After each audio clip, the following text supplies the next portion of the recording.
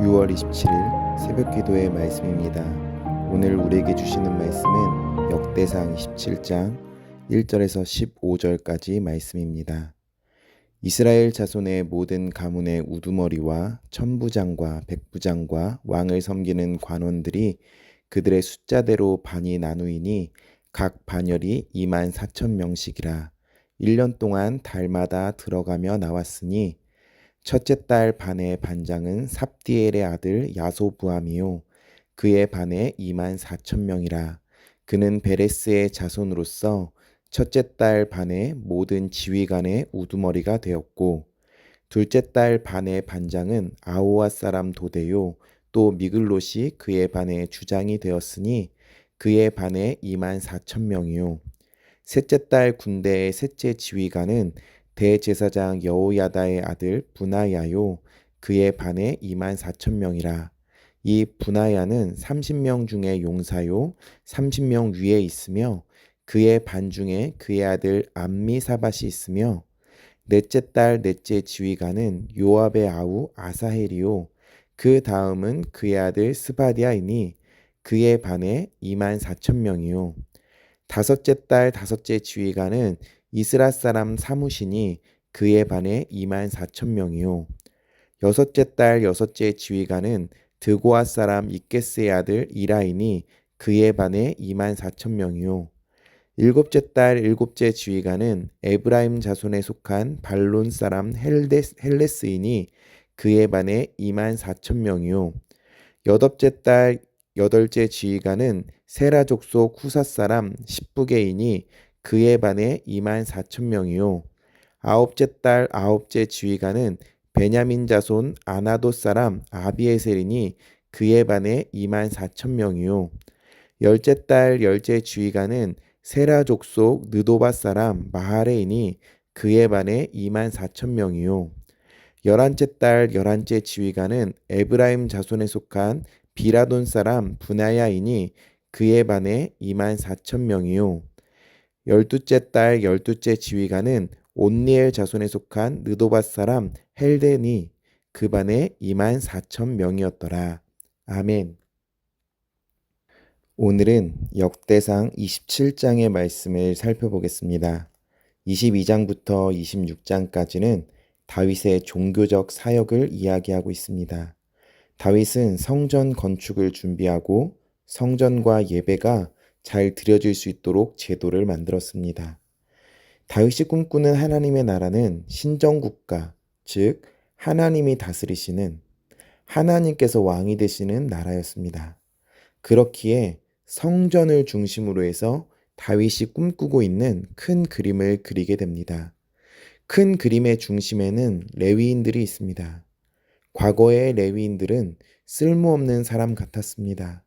전쟁을 하거나 나라를 세우는 데는 큰 역할이 없었기 때문입니다.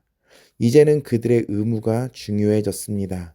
예배를 드리는 것, 말씀을 배우는 것, 그 말씀을 중심으로 해서 나라가 움직일 수 있도록 그 나라를 다윗이 만들어갔기 때문입니다. 다윗은 우리가 역대상 앞부분을 보면 하나님께 질문하지 않고 하나님을 찾지 않으므로 또 교만하여졌음으로 인하여서 몇 번의 실패를 경험했습니다. 그 실패를 통해 다윗은 하나님을 의지하는 것이 하나님께서 힘이 되어 주시는 것이 얼마나 중요한지 그것을 깨달았습니다. 그래서 예배 중심, 하나님의 중심의 나라를 세워나가는 겁니다. 오늘은 정치적인 부분입니다. 성전 제도에 이어 국방과 행정에 대한 제도를 만듭니다. 다윗은 단순히 종교적인 나라만 꿈꾸는 건 아닙니다. 모든 부분에서 나라가 견고하여지기를 바랬습니다. 이것도 하나님의 나라의 확장에 대한 꿈입니다. 하나님의 나라가 견고하여지기를 바라는 그의 마음이었습니다. 우리가 여기서 생각할 것은 우리가 하나님의 지배를 받는 그 삶이 되기 위해서는요, 교회 생활뿐 아니라 가정생활, 사회생활의 영역까지 세심한 주의를 기울여야 한다는 것입니다. 1절에서 15절을 보면 12개의 부대로 나누어서 2만 4천 명씩 부대를 편성했다라고 말합니다.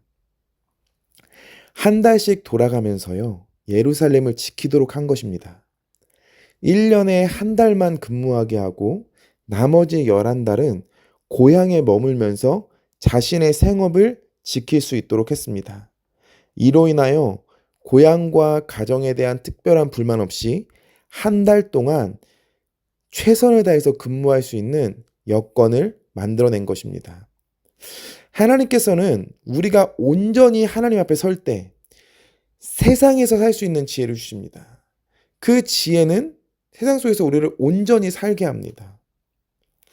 그러니까 우리는 교회 생활만 충실한 것이 아니라 그 교회 생활을 통해서 얻는 은혜로 그 하나님 앞에 서서 이 세상을 살아내는 거예요. 그러면 하나님께서 그 삶을 책임져 주신다라는 겁니다. 그렇게 우리는 고민할 것이 있는데, 교회와 세상에서 우리는 그럼 어떻게 균형을 맞추며 살아가야 하냐라는 겁니다. 사도 바울은 고린도 교회에 이런 이야기를 했었습니다. 오직 너희는 믿음과 말과 지식과 모든 간절함과 우리를 사랑하는 이 모든 일에 풍성한 것 같이 이 은혜에도 풍성하게 할지니라 라고 말합니다. 오늘 이 구절에 이 은혜에도 라는 말이 나오는데요. 이것은 두 가지 은혜를 포함합니다. 하나는 내적인 은혜, 다른 하나는 외적인 은혜입니다.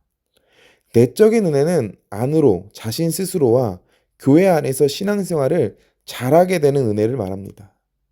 이에 반해 외적인 은혜는 세상에서 살아가는, 세상에서 그 사명을 감당하며 살아가는 그 힘입니다. 둘 중에 어느 것 하나도 필요하지 않은 것이 없습니다.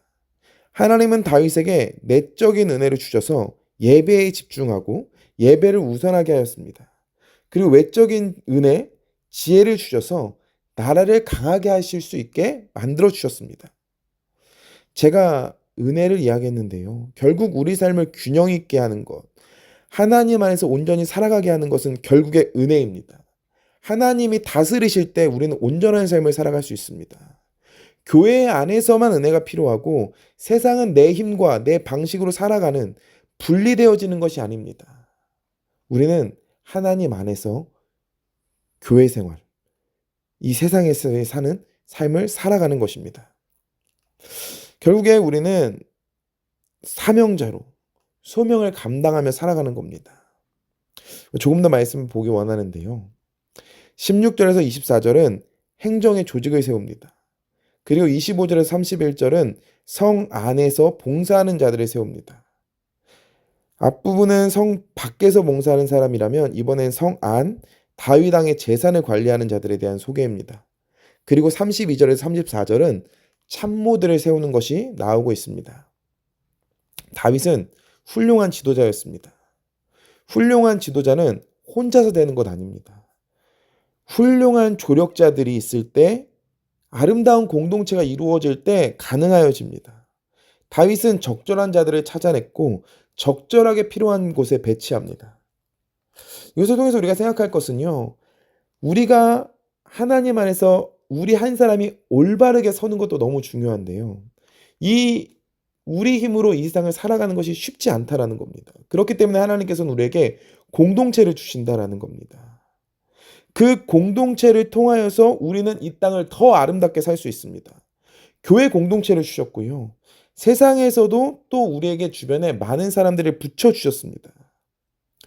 우리는 이들과 함께 동역하며 이들과 같이 힘을 얻으며 하나님 안에서 온전한 길로 나아갈 수 있어야 합니다. 말씀을 정리합니다. 결국 우리는요, 하나님을 왕으로 섬기며 하나님의 뜻을 따라 이 땅에 하나님의 나라를 세우는 그 사명자, 그 소명을 완수해야 됩니다. 그것이 우리가 이 땅에 남겨진 이유입니다. 하나님께서는요, 우리가 하나님의 은혜 안에서 살기를 바라시고요, 그 은혜 안에 살 수 있도록 또 많은 공동체와 많은 사람들을 붙여주실 것입니다. 우리는 그 사람들과 함께 손잡고 함께 하나님의 일들을 감당하며 이 땅에서 살아가면 되는 것입니다. 하나님 안에서 살아가는 것이 벅차십니까? 눈을 들어서 돌아보십시오. 우리 주변에 우리를 돕는 이가 있을 것입니다. 힘이 드십니까?